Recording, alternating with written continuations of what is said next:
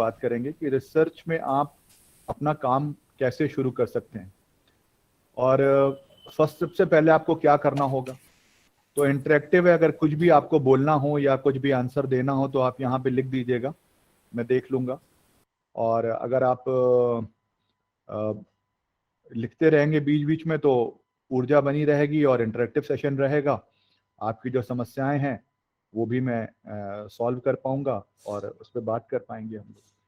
तो सबसे पहले बात कर लें कि अपना रिसर्च शुरू करने के लिए हमें क्या स्टेप करने चाहिए। और मैं तो कुछ प्रेजेंट कर रहा हूँ, आप देखें, अगर आपको क्लियर दिख रहा है तो हम लोग आगे अपनी बात शुरू करेंगे। कुछ शेयर हो रहा है आप लोगों को? जो लोग मोबाइल से देख रहे होंगे उन्हें थोड़ा सा प्रॉब्लम आएगा, लेकिन जो लोग आई थिंक उस पे होंगे, आपको दिख रहा है प्रेजेंटेशन मेरा? दिख पा रहा है आपको? Yes sir. Yes sir. ठीक है, कोशिश करें कि मेरी क्लास मोबाइल पे ना करके लैपटॉप पे करें, तो बेहतर ये रहेगा कि आपको चीज़ें अच्छे से दिखेगी और आप नोट भी कर पाएंगे, क्योंकि इसका आपका एग्ज़ाम होगा। और दूसरी बात यह है कि आप रिसर्च को बेहतर तरीके से समझ पाएंगे कि रिसर्च हम किस तरह से करते हैं। बात कर लें, ये कुछ स्टेप्स हैं, इसमें कुछ एक स्टेप और मैं बता दूंगा बीच में कि किस तरह से आप रिसर्च करेंगे। जो सबसे पहला स्टेप रिसर्च का होता है वो है फॉर्मुलेशन ऑफ रिसर्च प्रॉब्लम। किसी भी जो भी आप जिस पे रिसर्च करना चाहते हैं उस पे आप ये देखेंगे कि रिसर्च की प्रॉब्लम क्या है ना, आपकी रिसर्च की समस्या क्या है, उस पे आप बात करेंगे। हम लोग बात करते हैं सबसे पहले फॉर्मुलेशन ऑफ जो आपकी प्रॉब्लम है, कि आप अगर रिसर्च करना शुरू करते हैं तो आपकी जो शोध समस्या है या आप किस चीज़ पे रिसर्च करना चाहते हैं उस पे। तो मैंने कल भी आप लोगों को बताया था और आज मैं फिर आप लोगों से कह रहा हूँ कि शोध समस्या समझने के लिए सबसे पहले आपको अपना जो एरिया है, एरिया ऑफ इंटरेस्ट है, वो आपको ध्यान रखना होगा कि आप किस एरिया में रिसर्च करना चाह रहे हैं। अगर आप डिजिटल मीडिया में करना चाह रहे हैं, अगर आप एडवर्टाइजमेंट एंड पब्लिक रिलेशन में एडवर्टाइजिंग में करना चाह रहे हैं, पब्लिक रिलेशन में करना चाह रहे हैं, मार्केटिंग में करना चाह रहे हैं, किस चीज़ में आप रिसर्च करना चाह रहे हैं, ये अपने आप में बहुत इंपॉर्टेंट है। तो आपको ये सोचना होगा कि प्रॉब्लम हमारी कैसे बनेगी, या हम किस चीज़ पे, प्रॉब्लम्स का मतलब ये होता है कि आप उस विषय के बारे में, जो विषय पे आप करना चाह रहे हैं उसकी, मान लीजिए कोई चीज़ आपके दिमाग में आया, आपको मान लीजिए आपके दिमाग में आ गया कि हम कंज्यूमर बिहेवियर के ऊपर करना चाह रहे हैं, ठीक है, जो पीआर के लोग होंगे कि हम कंज्यूमर बिहेवियर के ऊपर करना चाह रहे हैं, कंज्यूमर का बिहेवियर क्या है। अब कंज्यूमर बिहेवियर एक बड़ा टॉपिक है, जाहिर सी बात है बहुत सारे रिसर्च कंज्यूमर बिहेवियर पे हुए होंगे। अब आपको क्या करना पड़ेगा इसके लिए? आपको करना पड़ेगा कि आप कंज्यूमर बिहेवियर से रिलेटेड जितनी भी चीज़ें हैं उसको आप देखेंगे लिटरेचर रिव्यू के थ्रू, कंज्यूमर रिव्यू में कौन कौन सा काम हुआ है। वहीं पे जो लोग डिजिटल मीडिया में करना चाह रहे हैं, उन्होंने मान लीजिए किसी ने लिया कि आने वाला टाइम जो है ओटीटी प्लेटफॉर्म का है, हम उसके ऊपर रिसर्च करना चाह रहे हैं कि कंपैरेटिव स्टडी बिटवीन जो अभी ट्रेडिशनल आपका पीवीआर कल्चर चल रहा है या टेलीविज़न कल्चर, और अब जो आ रहे हैं टेलीविज़न चैनल्स, और अभी जो ओटीटी प्लेटफॉर्म आ रहा है, आप उसके ऊपर करना चाह रहे हैं, तो आपको उससे रिलेटेड लिटरेचर रिव्यू करना होगा। लिटरेचर रिव्यू में क्या होगा कि सबसे बड़ी बात है कि कितना काम उसमें हुआ है, ठीक है। आपको ये जानना होगा कि उस क्षेत्र में, उस एरिया में क्या क्या काम हो चुका है। आपकी, अगर आपके मन में कोई बात आ रही है और उसका आंसर आपको मिल जा रहा है, या आप जब लिटरेचर रिव्यू करते हैं तो आपने देखा, आप नेट पे गए, आपने किताबें पढ़ी, आपने इंटरव्यू किया, आपको लगा कि यार इस पे रिसर्च नहीं हो सकती क्योंकि ये काम हुआ है। लेकिन एक चीज़ और होती है जो ढूंढने का प्रयास करते हैं, एक टर्म है जिसको बोलते हैं रिसर्च गैप। ये टर्म लिख लीजिए, आपके एग्जामिनेशन पर्पज से भी इंपॉर्टेंट है और आपको जानना चाहिए कि व्हाट इज रिसर्च गैप। होता क्या है कि कोई भी व्यक्ति या कोई भी रिसर्च जो है वो सारे एस्पेक्ट पे नहीं होता है, उसमें कंज्यूमर बिहेवियर की बहुत सारी चीजें होंगी जो कि जिस पे रिसर्च नहीं हुआ होगा। फॉर एग्जाम्पल अगर मैं बात करूं कि आज के डेट में जो भी कंपनियां कोई प्रोडक्ट देती है, अगर कार कंपनियों की बात करें तो जैसे मान लीजिए कि अभी मैंने एक रिसेंटली गाड़ी खरीदी मारुति सियाज, है ना। तो वो क्या करते हैं कि आपने गाड़ी खरीद ली, आप ले आए, उसके बाद जब वहां से आप गाड़ी लेके आने लगेंगे तो एक वहीं के लोग होते हैं, वो कहते हैं कि हम क्वालिटी कंट्रोल डिपार्टमेंट से हैं। वो डायरेक्ट रिपोर्ट करते हैं ओनर को। तो वो आपसे पूछते हैं एक फॉर्म में कि क्या क्या चीजें आपको मिली हैं, आप सेटिस्फाइड हैं कि नहीं। तो क्या हुआ कि एक तो हो गया कि उस ओनर ने रखा हुआ है एक क्वालिटी असेसमेंट डिपार्टमेंट या क्वालिटी कंट्रोल डिपार्टमेंट। दूसरा क्या होता है कि जब आप निकलने लगते हैं तो वो आपको कहते हैं कि साहब ऐसा है, मारुति से फोन आएगा या सुजुकी से फोन आएगा तो हमारी रिपोर्ट आप बढ़िया दीजिएगा, है ना, हमारी रिपोर्ट आप हमें एक्सीलेंट दीजिएगा या वो, और वो आपको कन्विंस करते हैं कि अच्छी सर्विसेज दें, आपको खुश करके भेजें। उसमें बहुत सारे उनके पैरामीटर रहते हैं। फिर जब आप गाड़ी लेके चले आते हैं तो फिर 5-6 दिन बाद, 7 दिन बाद एक कंपनी के साइड से आपको फोन आता है और वो आपसे कहते हैं कि आपको 10 मिनट का समय चाहते हैं और कई सारे पैरामीटर उनके होते हैं। वो आपसे उनके क्वेश्चनर रहते हैं, उसमें कई में तो यस नो बताना रहता है, कई में good, very poor, poor, fair, excellent, वो आपको देने रहते हैं कि आपका क्या है। वो पूरा एक तरह से कह लीजिए कि क्वेश्चनर आपका रहता है उनका, और उसमें 2 तरह का रहता है, एक तो आप यस नो बताते हैं, दूसरा आप सर्विसेज के बारे में अलग अलग उनके जो पैरामीटर्स उनको बताते हैं। अब इसको अगर आप ध्यान से देखें तो कंपनी ये अध्ययन कर रही है कि गाड़ी तो बंदे ने खरीद ली, लेकिन क्योंकि डीलर को इसलिए क्वालिटी कंट्रोल डिपार्टमेंट रखना पड़ा क्योंकि कंपनी क्या कर रही है, डायरेक्टली एक क्वालिटी कंट्रोल डिपार्टमेंट रख रही है और उसमें बहुत सारे पैरामीटर्स उसने बना रखे हैं। अगर आप इसको देखेंगे तो एक तरह का ये रिसर्च कर रहे हैं। वो जान रहे हैं कि अगर जो आज के डेट में सियाज गाड़ी लेने जा रहा है या 11-12 लाख रुपए वो खर्च कर रहा है, तो उस कस्टमर से आप कैसा बिहेव करते हैं, कितना सेटिस्फाइड है, नहीं सेटिस्फाइड है, उनकी कमियां क्या हैं, अच्छाइयां क्या हैं। वो पूछते हैं ये कोरोना से रिलेटेड चीजें हैं कि नहीं, आपको कोई प्रॉब्लम तो नहीं आई, डिलीवरी देते टाइम फोटो खींची कि नहीं खींची, एम्प्लॉइज का बिहेवियर कैसा रहा, आपका टाइम से आपको फ्री कर दिया कि नहीं, ज़्यादा समय तो नहीं लिया, है ना, आपको आपका जो हॉस्पिटलिटी वो ठीक से करी कि नहीं करी। ये एक तरह से वो जानना चाहते हैं कि क्या हमारे जो कंज्यूमर हैं जो उस ग्रेड की गाड़ी लेना चाह रहे हैं, क्या उनके साथ में हम न्याय कर पा रहे हैं या उनको वो सेटिस्फाइड है कि नहीं। क्योंकि वो जानते हैं कि अगर कंज्यूमर सेटिस्फाइड नहीं रहेगा तो हमारी गाड़ियों की सेल इफेक्ट होगी, सीधा सीधा गाड़ियों की सेल इफेक्ट होगी।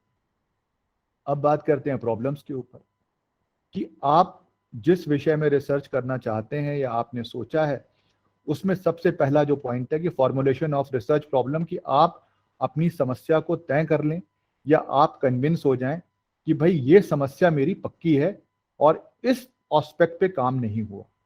दूसरी जो मैंने महत्वपूर्ण बात आपको बताई कि कंज्यूमर बिहेवियर पे या डिजिटल मीडिया पे या डिजिटल प्लेटफॉर्म पे या एडवर्टाइजिंग पे किस एस्पेक्ट पे काम नहीं हुआ है, तो आप क्या करते हैं, रिसर्च गैप ढूंढते हैं। क्योंकि ऐसा तो हो ही नहीं सकता कि अगर आप मास कम्युनिकेशन में कर रहे हैं तो मास कम्युनिकेशन में सारा काम हुआ हो, ऐसा पॉसिबल नहीं। तो आप क्या करते हैं, आप रिसर्च में गैप ढूंढते हैं कि किस एस्पेक्ट पे बात नहीं हुई है, उस एस्पेक्ट पे आप बात करना चाहते हैं। ये बात कैसे आप जान पाएंगे, थ्रू लिटरेचर रिव्यू। उसको कहते हैं हिंदी में कि साहित्य समीक्षा करते हैं। आप साहित्य को देखते हैं, उससे रिलेटेड जो भी लिटरेचर आपको मिलता है, चाहे कहीं से भी मिले, इंटरनेट से, किताबों से, किसी व्यक्ति से, इंटरव्यू से, वो आप उसका एनालिसिस करते हैं और आप जानते हैं कि इस विषय में काम अगर नहीं हुआ है इस एस्पेक्ट पे तो हम काम कर सकते हैं। तो ये तो बात हो गई आपकी फॉर्मुलेशन ऑफ रिसर्च प्रॉब्लम की। अब एक छोटी सी बात कर लेते हैं कि आपकी रिसर्च प्रॉब्लम डिसाइड हो गई और आपने ये भी कर लिया कि भाई हम अपना हमारा तय हो गया। अब आप उसके बाद क्या करेंगे, रिसर्च की प्रॉब्लम डिसाइड हो गई, आपने लिटरेचर रिव्यू के थ्रू ये भी जान लिया कि हम किस तरह से हमारी प्रॉब्लम क्या है, और ये तय हो गया कि जो हमारी प्रॉब्लम है अभी तक उस पर कोई काम नहीं हुआ। अब अब आपसे अगर मैं पूछूं दिलीप जी से कि यार प्रॉब्लम तो हमने डिसाइड कर ली, अब हमें क्या करना चाहिए होगा। प्रॉब्लम हमारी पता लग गई, हमको पता लग गया कि रिसर्च गैप है। तो हम जो बात कर रहे थे कि अगर हमें हमारी रिसर्च प्रॉब्लम हमने डिसाइड कर ली लिटरेचर रिव्यू के बाद, तो हम सबसे पहला काम उसके बाद करते हैं, रिसर्च डिज़ाइन पे काम करते हैं। रिसर्च की हमारा डिज़ाइन क्या होगा, क्या रूपरेखा होगी। आप जाहिर सी बात है, इसको बहुत सरल तरीके से समझे। रिसर्च को बहुत सारे जो प्रोफेसर्स हैं या बहुत हुआ बना देते हैं कि साहब बहुत इसमें ये है, कुछ नहीं है। रिसर्च सिर्फ अगर आप साधारण भाषा में समझ जाएंगे तो आपको, मुझे लगता है, काम करने में बहुत मजा आएगा और कुछ भी नहीं है। जब आप ये डिसाइड कर लेते हैं कि हमारी प्रॉब्लम क्या है, तो आप क्या करते हैं, उसके बाद आप ये करते हैं कि आप अपना रिसर्च डिजाइन बनाते हैं, रूपरेखा बनाते हैं। फिर मैं आपको अगर जनरल एग्जांपल दूं कि आप अगर मान लीजिए आपके पास जमीन है और आप मकान बनाना चाह रहे हैं, तो आप क्या करते हैं, अगर आप प्लान्ड वे में काम करेंगे तो आपका टाइम भी बचेगा और आपको बेहतर लगेगा। अगर आप अनप्लान्ड वे में काम करेंगे तो बार बार, यार ये कमरा बना लिया, अच्छा इसकी दीवार बड़ी करो, अच्छा यार ये एलिवेशन ठीक नहीं है, अच्छा वो किचन छोटा हो गया, है ना। लेकिन जब आप एक आर्किटेक्ट हायर कर लेते हैं या आप अपना जब प्लान कर लेते हैं, हाँ बताइए जेपी जी। हाँ, अभी थोड़ी देर रुक जाओ, मैं क्लास ले रहा हूँ, है ना। तो उसके बाद रिकमेंडेशन लेटर बना देंगे उनको। तो मैं जो बात कर रहा था कि आपने अगर आर्किटेक्ट डिसाइड कर लिया, आर्किटेक्ट से बात कर लिया या आपको खुद भी नॉलेज है, तो सबसे पहले आप क्या करेंगे, उसका एक ब्लूप्रिंट तैयार करेंगे। आप अपने रिसर्च का कैसे करना, उसका एक ब्लूप्रिंट। ब्लूप्रिंट कौन एलिबरेट कर सकता है? ब्लूप्रिंट समझते हैं आप? कोई बता पाएगा ब्लूप्रिंट क्या है? सर एक आउटलाइन आउटलाइन बनाना सर, एक किसी भी चीज की। बिल्कुल सही बात है। क्या करते हैं कि आप एक प्लान बना लेते हैं कि यार ये चीजें हमको करनी है। तो आपने क्या किया, आपने, जब आप रिसर्च की बात करेंगे तो आप क्या करेंगे कि आपने एक अपना प्रॉब्लम हो गया। अब आप सोचेंगे, मान लीजिए एक एग्जांपल से सेटअप कर लेते हैं कि मान लीजिए कि आपने कहा कि हम रिसर्च करेंगे डिजिटल मीडिया के ऊपर, कि डिजिटल मीडिया का कोई एरिया आपने पकड़ लिया, कोई गांव का पकड़ लिया है, शहर का पकड़ लिया। मान लीजिए फॉर एग्जांपल आप जयपुर के ऊपर कर रहे हैं कि जयपुर के जो 13 साल के बच्चे हैं, 13 साल या 15 साल के बच्चे हैं जयपुर के, तो आप उस पर कर लेंगे कि जो 15 साल के बच्चे जयपुर में हैं, इनमें जो किस तरह के चेंजेस आ रहे हैं डिजिटल मीडिया को लेकर। ठीक है, आपने ये डिसाइड कर लिया कि जयपुर में हम करेंगे, और जयपुर में जो 15 साल के बच्चे हैं उसमें डिजिटल, 15 क्या 12 साल कर लें, आजकल तो बहुत जल्दी बच्चे डिजिटल मीडिया के प्रति वो हो जाते हैं। तो डिजिटल मीडिया को लेके उनके लाइफ में क्या चेंजेस आ रहे हैं, उसके ऊपर हम करेंगे रिसर्च। बहुत सारी रिसर्च हुई है, हम जयपुर में करना चाहते हैं या हम बीकानेर में करना चाहते हैं या हम दिल्ली में करना चाह रहे हैं, आउटर दिल्ली में जो है वहां करना चाह रहे हैं। ये हम टारगेट सेट करेंगे। जो हम प्लानिंग की बात कर रहे थे आपसे, कि आप एक प्लानिंग सेट कर लेते हैं कि हमको कहाँ पे करनी है रिसर्च, है ना, नंबर 1। नंबर 2, अब आपने ये प्लान कर लिया। दूसरा, हम एक चीज और आती है, इसको चाहे नोट कर लें, बोलते हैं पॉपुलेशन। आप कभी भी जो रिसर्च करेंगे वो सारे लोगों से नहीं पूछ सकते। अगर मान लीजिए कहीं पर किसी जगह आप कर रहे हैं और वहां की पॉपुलेशन है 1 लाख, तो पॉपुलेशन रिसर्च का मतलब ये होता है कि उसमें उस 1 लाख लोगों में कितना डेटा आप लेना चाहते हैं, उसको बोलते हैं पॉपुलेशन। 1 लाख पॉपुलेशन है, 1 लाख पे आप करना चाह रहे हैं, वो पॉपुलेशन नहीं होती। रिसर्च का पॉपुलेशन का मतलब ये होता है कि उनमें आपने छांट लिया, उनमें आपने चूज कर लिया कि यार हम अपने प्लान में कि हम ये 1,000 लोगों के ऊपर करेंगे, 500 लोगों के ऊपर करेंगे, हम कितना सैंपल साइज अपना लेंगे, ये आपने प्लान कर लिया। अब अगर आपने ब्लूप्रिंट अच्छा बनाया हुआ है, अगर आपने ऐसा ब्लूप्रिंट तैयार किया हुआ है कि आपको लगता है कि ये हमारा सही बन गया है, आपको रिसर्च करने में कोई प्रॉब्लम नहीं है। मैं आपको बताना चाहता हूं कि जो लोग कहते हैं कि रिसर्च करने में बहुत सारी प्रॉब्लम आती है या रिसर्च करने में 3 साल, 4 साल, 5 साल, 6 साल लग जाते हैं, लगते हैं लोगों के, उनका एक बड़ा कारण रहता है कि उनका जो ब्लूप्रिंट रहता है वो नहीं रहता, या उनका जो प्लानिंग है वो सही नहीं रहती। जब आप सही से प्लान कर लेंगे, मैंने आपको मकान का एग्जाम्पल दिया कि आप सही प्लानिंग आपकी हो जाए, उससे बनता चला जाएगा। फाउंडेशन से लेके आपको पता रहता है कितना हमें फाउंडेशन कितना स्ट्रांग लेके चलना है, कितने मंजिल बनाना है, ये सारी चीजें आपको क्लियर रहती। नहीं तो क्या होता है कि आपको बार बार मकान तोड़ना पड़ता है, बार बार आपको जो है प्लान चेंज करना पड़ता है, बार बार आपका पैसा भी खर्च होता है, समय भी खर्च होता है। सेम चीज रिसर्च के साथ लागू होता है। आपका टाइम ज्यादा इसलिए लगता है क्योंकि आपकी प्लानिंग में झोल रहता है, आपकी प्लानिंग में काफी कमी रहती है। तो हम लोग प्लानिंग की बात कर लें कि आज कि हम ये डिसाइड करने के बाद हम किस तरह से इसको प्लान करेंगे। तो आपने बना लिया। अब बात आती है कि रिसर्च डिजाइन में क्या क्या चीजें हम लेते हैं। एक तो हमारी पॉपुलेशन क्या होगी, हम किस तरह से करेंगे, हम कौन सा मेथोडोलॉजी यूज करेंगे, ये सब हम पहले डिसाइड कर लेते हैं। हम सैंपलिंग कितनी करेंगे ये हम डिसाइड कर लेते हैं। अब मान लीजिए कि आपने बोला कि ठीक है हम इस पे सर्वे मेथड से करेंगे, हम लोगों से पूछेंगे और साथ में इंटरव्यू लेंगे लोगों का। तो आपने ये कर लिया कि हमने सर्वे मेथड से हम करेंगे और सर्वे मेथड से करने के बाद हम ये देखेंगे कि क्या जो है चेंजेस आ रहे हैं, उनके जो जो भी डेटा हमारे पास कलेक्ट होगा उस डेटा का हम एनालिसिस करके ये पता लगाएंगे, अपना रिसर्च पूरा करेंगे या हम किसी कंक्लूजन की तरफ पहुंचेंगे। तो सबसे पहला कि आपका रिसर्च प्रॉब्लम डिसाइड हो गई। रिसर्च प्रॉब्लम डिसाइड होने के बाद आपने लिटरेचर रिव्यू कर लिया। लिटरेचर रिव्यू जैसा कि मैंने बताया कि जितने भी तरह के डेटा आपको मिल सकते हैं उससे रिलेटेड जहां जहां से मिल सकते हैं आप उसमें कलेक्ट करेंगे। रिसर्च गैप डिसाइड करेंगे कि कहाँ पे हमारे लिए मौका है रिसर्च करने का। Research work must be innovative. कहाँ पे कौन सी ऐसी बात है जो आज हम नहीं जान रहे थे और बाद में रिसर्च के बाद हम जानने लगे या समाज जानने लगा, ये अपने आप में इम्पॉर्टेंट है। वो रिसर्च करना चाहिए जो कि समाज के लिए भी उपयोगी हो तो और अच्छी बात है। आपका एक नाम भी होता है कि हमने ऐसा रिसर्च किया कि समाज में इसका एक अच्छा मैसेज किया और लोग जान पाए। अब थोड़ा सा बात कर लेते हैं कि हमने ब्लूप्रिंट में एक तो तैयार कर लिया हमने मेथड क्या करना है, सैंपल साइज कितना लेना है, और साथ ही साथ हमें जैसे हमने बताया कि आपने कहा कि हमको सर्वे करना है। सर्वे करने के लिए सर, हमको, हाँ please. Sorry to interrupt sir, but sir कोई स्क्रीन शेयर नहीं हो रही है। स्क्रीन शेयर मैंने बंद कर दिया है क्योंकि मैं अच्छा, कर रहा था तो अभी बंद हो गया, तो एक बार मैं स्क्रीन शेयर कर दूंगा आपको, ठीक है? आप ओके नोट कर सर, लीजिएगा, थैंक यू। 5 मिनट के लिए कर दूंगा, कोई इश्यू नहीं है उसमें। तो खैर, तो मैं जो बात कह रहा था वो आप थोड़ा थोड़ा नोट करते चलें। स्टेप्स की जो बात कर रहा था थोड़ा थोड़ा आप नोट करते चलेंगे तो आपको आसान होगा, नहीं आज आप सुनेंगे कल आप भूल जाएंगे। तो मेरा जो कहना था कि दो चीजों पे आज हमने फोकस किया हुआ है। नंबर वन कि हमारी प्रॉब्लम, और दूसरा हमारा ब्लूप्रिंट।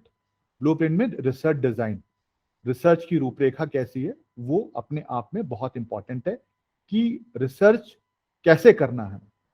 तो उसमें क्या क्या ध्यान रखना है। नंबर वन कि हमको कितना हमारा सैंपल साइज होगा, किस मेथड से हमको करना है, और सबसे बड़ी बात है कि अगर हम सर्वे कर रहे हैं तो हमारा क्वेश्चन एयर कैसा हो, प्रश्नावली प्रणाली। जैसा कि मैंने आपको एक एग्जांपल दिया कि आजकल कार कंपनियां भी हैं वो क्लोज एंडेड क्वेश्चन एयर रखती हैं। उनको जो जानना है उसके पैरामीटर वो सेट रखती हैं। उनको उनको जानना है कि 4 तरह की सर्विस ही दे सकता है, poor, fair, good, very good, excellent, 5 तरह की। वो कहते हैं इसी 5 में आप बता दीजिए, पुअर सर्विस रही, फेयर सर्विस रही, गुड रही, वेरी गुड रही, एक्सीलेंट रही। उनको पता है कि इसमें हमको पता लग जाएगा। तो उसी तरह से जो आपका रिसर्च है, आप जो क्वेश्चन यार बनाएंगे अपने रिसर्च के लिए, उसमें आपको ये ध्यान रखना होगा, अगर आप सर्वे मेथड से करते हैं तो आपको ये ध्यान रखना होगा कि हमारा जो मेथड है वो क्वेश्चन आयर से इतना क्लियर हो जाए कि जब आप डेटा कलेक्ट कर लेंगे और कलेक्ट करने के बाद जब आप उसका एनालिसिस करने चलेंगे तो अगर आपका क्वेश्चन आयर सही नहीं होगा तो आपको लगेगा कि यार जो हम जानना चाह रहे हैं वो तो इससे निकल के ही नहीं आ रहा। तो एक बहुत इंपॉर्टेंट पार्ट है, क्वेश्चन आयर जब भी बनाए हमेशा 3-4 विद्वानों से, प्रोफेसर से क्रॉस चेक जरूर करा लें। कहीं भी आप काम कर रहे हो, किसी के अंडर में भी कर रहे हो, लेकिन आप क्रॉस चेक जरूर करा लें। एक बेहतरी है क्योंकि एक बड़ा काम करने जा रहे हैं, एक समाज के लिए। आप कोई गाइड के लिए नहीं कर रहे हैं, आप कोई किसी उसके लिए, एक समाज के लिए एक काम करने जा रहे हैं बेहतर, और आपकी 3 साल की उसमें मेहनत लगेगी, 3 साल कंटिन्यूसली आपको काम करना पड़ेगा। तो आप दिखा सकते हैं, अगर आप चाहें तो राय ले सकते हैं, और आपको लगता है अगर आप खुद ही विद्वान है तो उसमें भी कोई बात नहीं है। रिसर्च आपको करना है, जितना बढ़िया रिसर्च करेंगे उतना अच्छा है। तो हम लोगों ने बात किया रिसर्च डिजाइन के ऊपर। स्मारिका कह रही थी कि एक बार शेयर कर दें, तो एक बार आप चाहें स्टेप्स जरूर नोट कर लें। अगर आप स्टेप्स नोट कर लेते हैं तो आपको आसान होगा। मैं वापस से प्रेजेंट कर रहा हूँ, आप 1 मिनट होल्ड करें, मैं वापस से प्रेजेंट कर रहा हूँ।